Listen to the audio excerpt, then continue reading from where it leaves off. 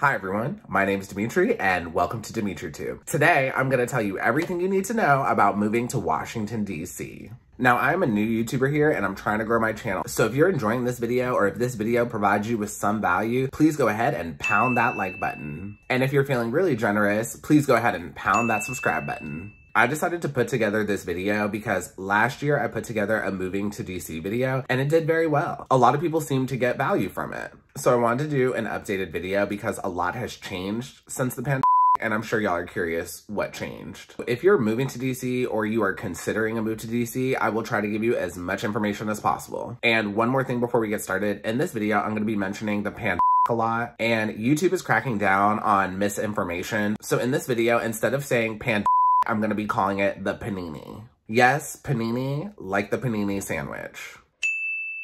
Because I don't want YouTube to flag me and I put a lot of work in this video, so I do not want it to get taken down. And if you watched my last moving to DC video, you would see that my editing skills were pretty bad. And now they are like 10 times better, so this video will be much easier to watch. And I will post a link to my previous moving to DC video below if you're just curious about my video editing growth. Okay, so let's get started. I grew up in Woodbridge, Virginia.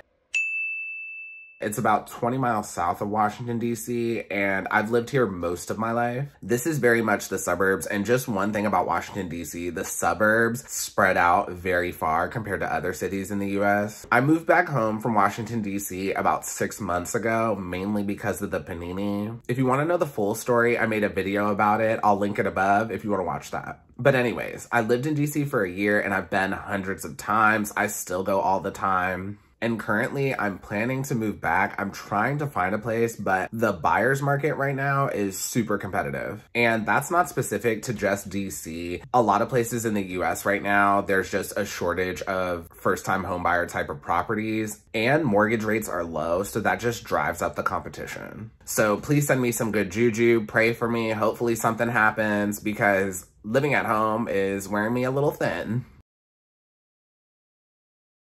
Okay, the first thing I'm going to talk about is rent. I'm sure most of you have heard the rumor that DC is a very expensive city, and it is. It is the #5 most expensive city in the United States. So unless you're coming from San Francisco, New York, Oakland, California, or Boston, this city is more expensive than wherever you're coming from. Also, I'm about to go over some numbers with y'all. So if you're just curious as to where I got these numbers for the prices of apartments, I got them from Craigslist, Zillow, and I checked a few Facebook groups looking for roommates just to get a good idea of what prices are looking like right now. And currently it is March 2021. So these are just the prices that I'm seeing right now. Keep in mind, these could change.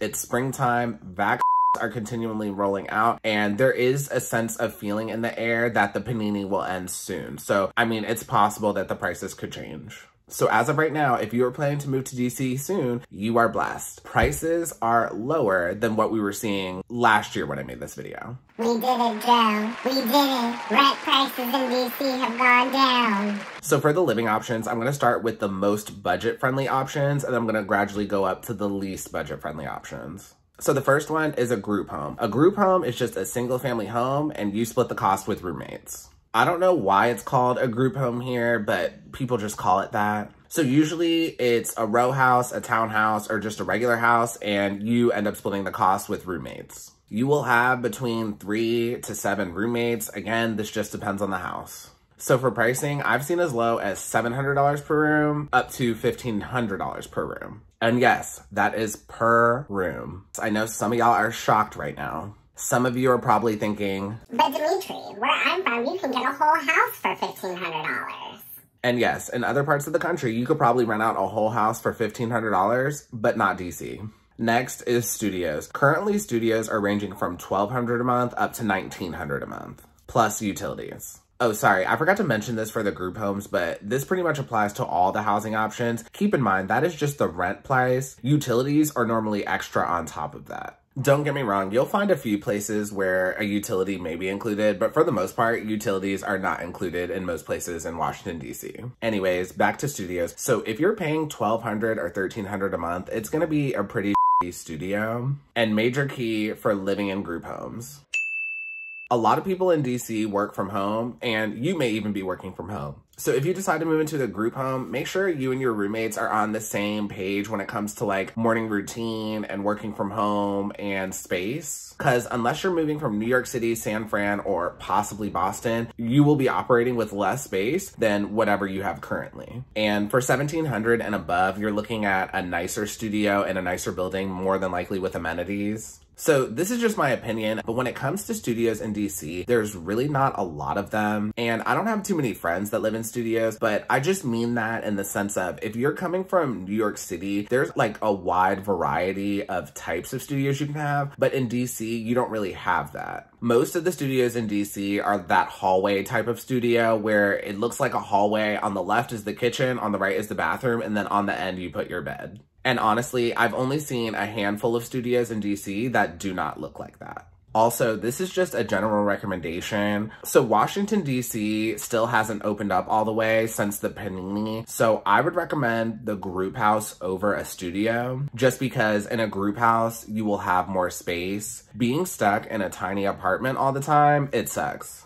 I know some of y'all are grown and just super adamant about not having roommates, and I get it, but just do what's best for you. If you feel like a studio is better for you, then take that option. Next is one-bedroom apartments. For one-bedroom apartments, I'm seeing prices between $1,400 a month to $2,500 a month. The price of the one-bedroom apartment depends on how new the building is, what amenities the building offers, and the size of the apartment. This tends to be a very popular option for couples. A lot of couples will just share a one-bedroom apartment, but if you are not ready to live with your significant other, do not do this option. Next is two-bedroom apartments. So I feel like the majority of young people in Washington, D.C. opt for this option. Two-bedroom apartments normally range from about $2,000 to $4,000. And you just split the cost with a roommate. So when I was living in DC, that's what I did. Me and my roommate shared a 2-bedroom, 1-bath. I paid $1,000 a month, but my roommate paid a little more because his room was bigger. And the apartment was not very nice, but it was in an amazing location. I think this is the most popular option because most people will just do what I did. They'll just have an older apartment, but it's in a great location. But if you want a nicer, more luxury apartment, you'll probably pay closer to $3,300 and split 2 ways. That's $1,650, so that's going to be cheaper than a lot of the one-bedroom apartments available. And when it comes to the 2 bedrooms, you don't have to have as many roommates as when you opt for the group house. And last thing, if you're paying less than $3,100 a month for a 2-bedroom, more than likely you'll have to share a bathroom with your roommate. And also, it's more than likely going to be an older building. It's not going to be one of the new, more updated buildings. When I moved to DC, the most important thing to me was location. Like, I just wanted to be near my friends and close to everything. So living in an older apartment did not bother me. If you're completely new to DC and trying to plan out a move, I just recommend, if you are completely teleworking, I recommend just staying put for now. It really does not make sense to pay these high prices if everything is still closed for the most part. Like, I would just stay put until things open back up. Yes, the rent prices in DC have gone down a little bit, but compared to everywhere else in the US, they're still pretty high. But if you're moving here and you physically have to go to work, or at some point in 2021, you will have to physically go back to work, I recommend just living as close to your job as possible, but staying within budget. When we're not in the middle of a Panini, there is a lot to do in DC. So if you know you're going to be out a lot and active a lot, don't spend a lot on an apartment because you're not even going to be there most of the time. Put that money towards your student loans, savings, or to your social life. If you're thinking about moving to Maryland or Virginia, here's how it differs. If you're thinking about moving to the parts of Virginia that are near DC, mainly Arlington and Alexandria, the prices for the most part are about the same as living in DC. The prices start getting lower when you move further outside of the Beltway, like Fairfax, Springfield, Annandale. But just keep in mind, if you decide to live that far out, it will be inconvenient for you to get to and from Washington, DC. Now, if you're planning on living in Maryland, overall, the prices are a little bit cheaper in Maryland than they are Washington, DC. But just keep in mind, don't expect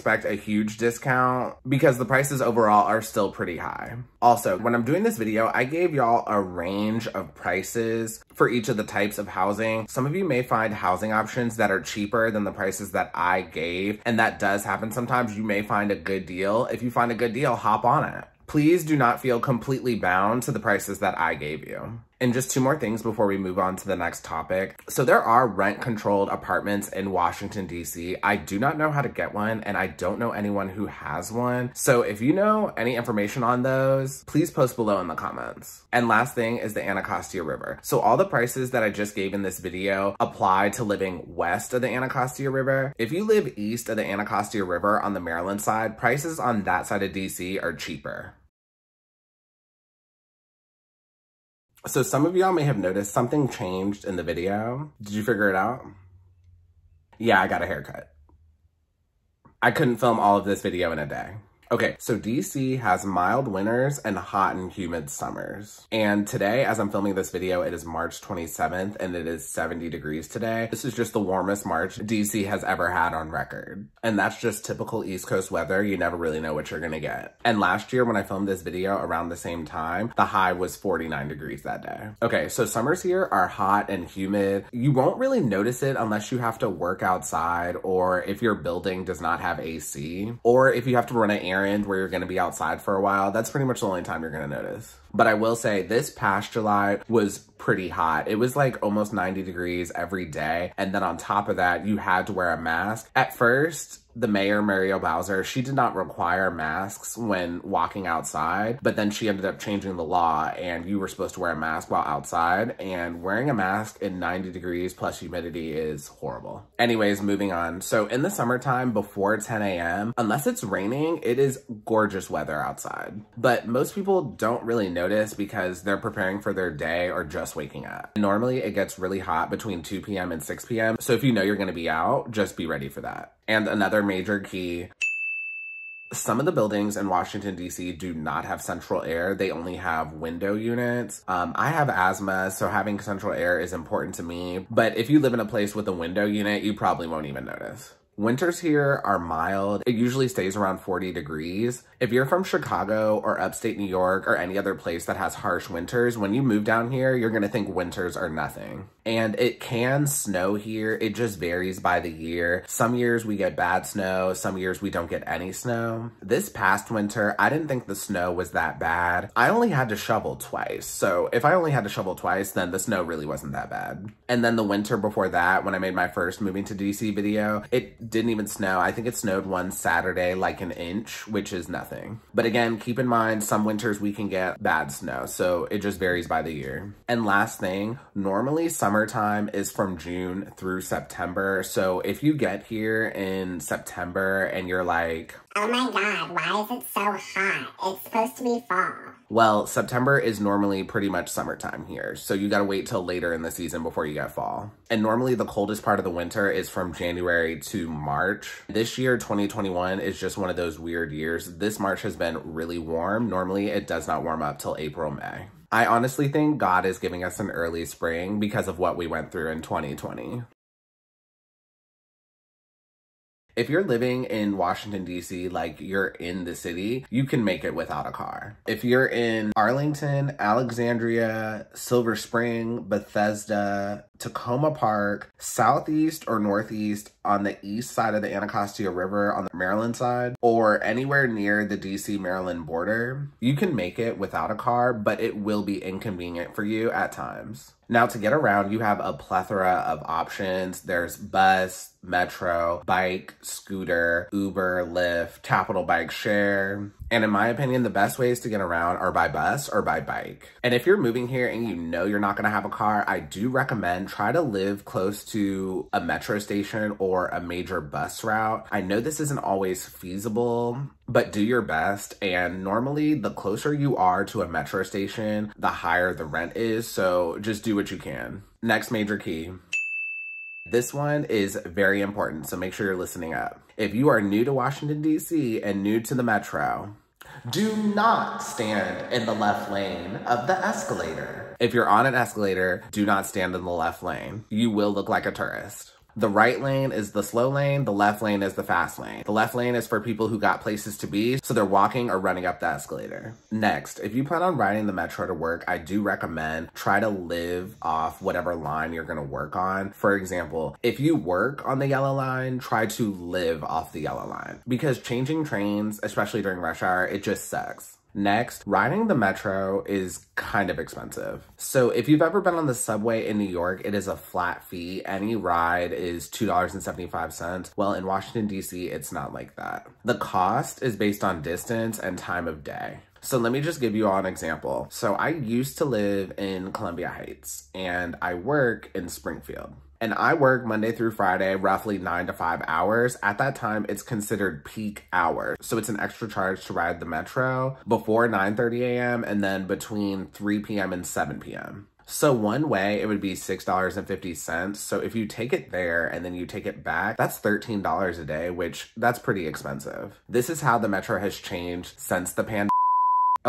The Panini. So metro ridership is down like 90%. And I will say, even before the Panini, like not a lot of people took the metro. Like it was constantly having funding issues. And since the Panini started, they shut down a few stations to save on costs, but it's only the stations that are really close to other stations. And they also shut down a few of the stations that are far out in Virginia or Maryland. They shut down a few of the least utilized ones. And I'm pretty sure those stations are still closed. I tried asking my friends on social media, but nobody takes the metro, so nobody really knew the answer. And if you're planning on moving here and you're pretty sure you're going to be using the metro to work, for now you are good. So when Biden did his stimulus package, part of that stimulus package was aid towards Washington, D.C. and funding the metro. So as of right now, the metro should still be running through 2021. But after that, nobody really knows. Hopefully, confidence in riding the metro will return later in the year. We'll just have to wait and see.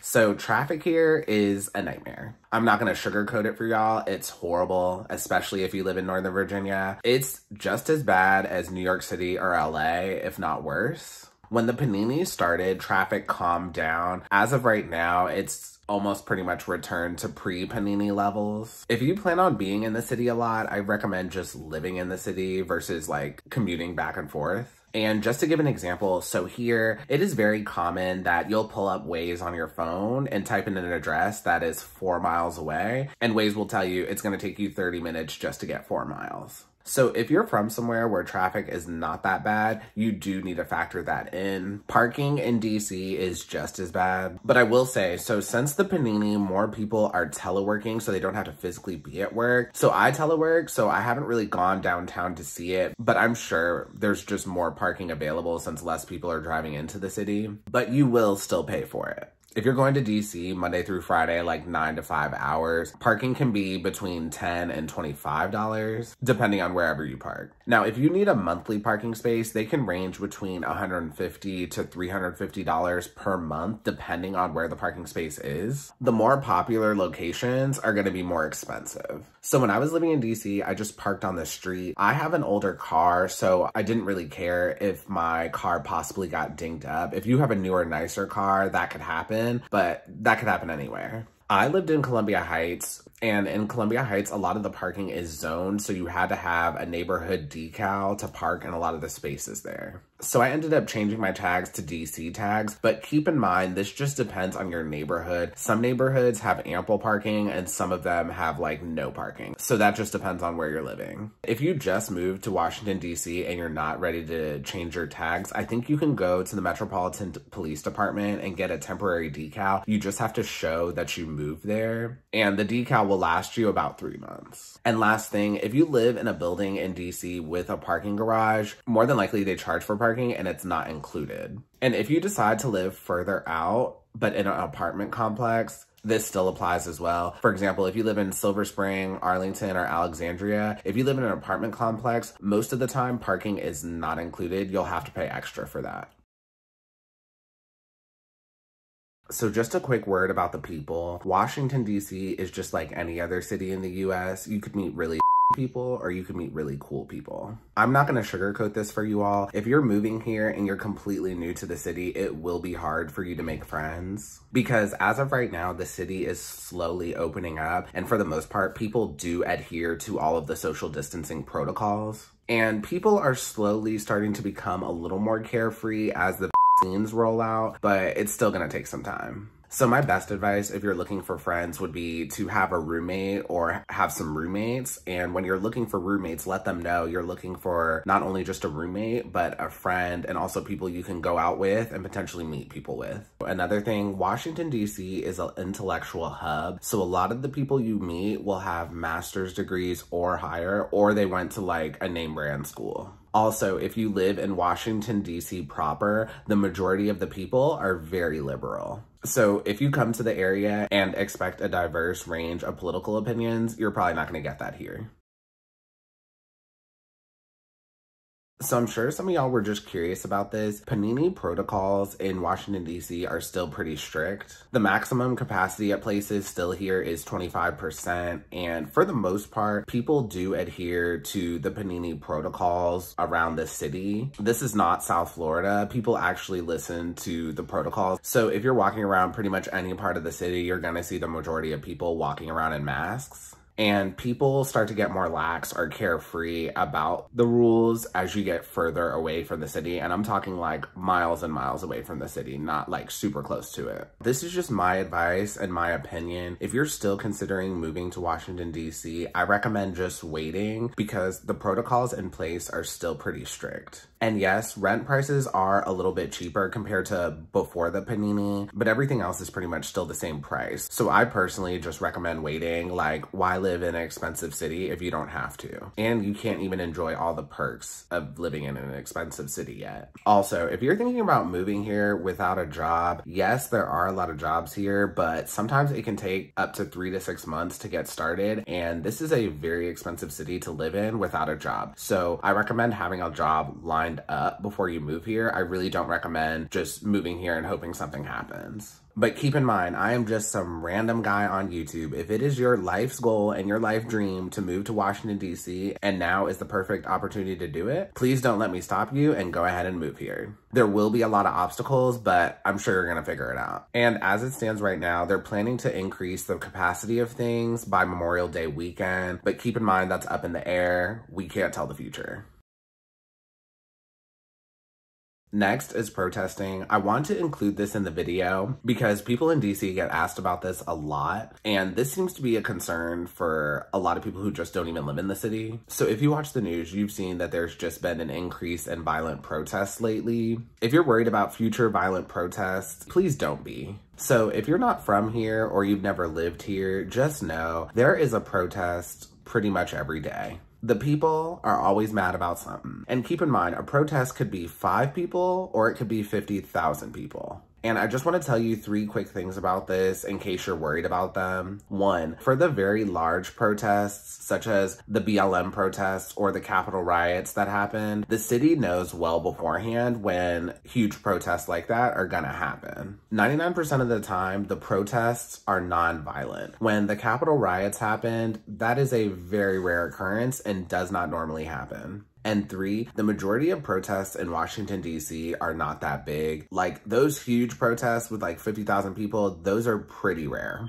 and do not happen very often. Oh, also one more thing, almost forgot to mention this. The majority of protests in Washington, D.C. happen on the National Mall or the Capitol or near the White House. And most people who live in D.C. don't live anywhere near there. And if you're watching this video, you probably will not live anywhere near there either. And if a protest happens, it's gonna be miles away from your house. And sometimes a protest will start further north in the city and then eventually go to the White House or to the Capitol or something. But again, to do that, you have to have permits, you have to talk with the city, there has to be an estimate of how many people are gonna be there, etc., etc. So if you're planning on moving to Washington, D.C. and you're concerned about protesting, becoming violent, if you live here, just know that is gonna be like the least of your worries.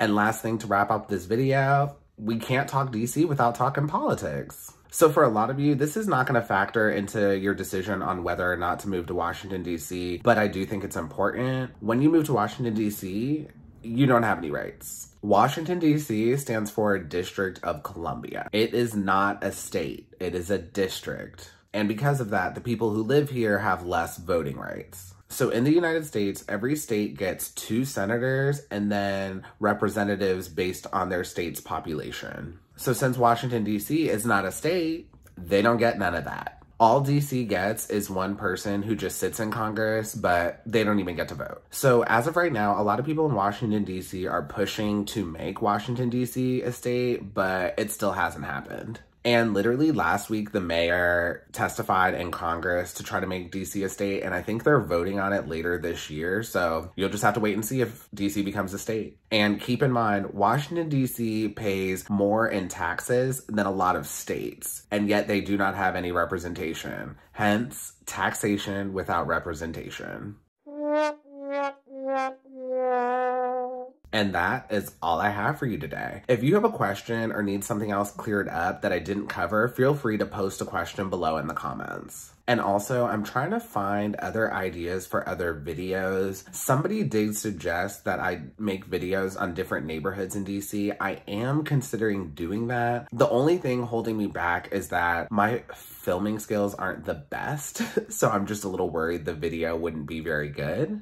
But I am thinking about doing it. But if you all have any other ideas for videos that you think would be good for me, please post them below in the comments. And please, if this video provided you with any value, or if you just like the video, please go ahead and pound that like button, pound that subscribe button, and ring that notification bell. Again, I am a new YouTuber here, and the likes and subscribes help me out a lot, so I would greatly appreciate it. I hope this video was helpful, and I cannot wait to see you all in Washington, DC. Have a good one. Bye.